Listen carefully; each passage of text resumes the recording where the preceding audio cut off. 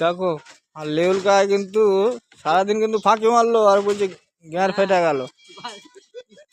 কালকে ঢালাই হবে বলে আজকে ওভার হয়ে গেছে তো ওই লেগে এখন কুই কাজ শুরু করে দিয়েছে।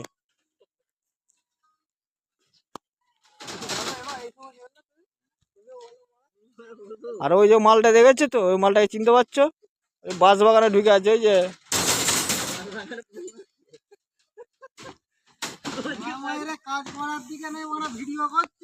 দেখেছো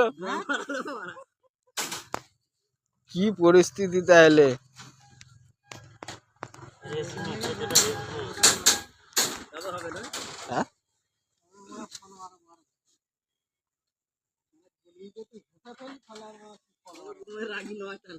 হ্যাঁ তাড়াতাড়ি কর লেউল কাকা, 6টা বাজে না।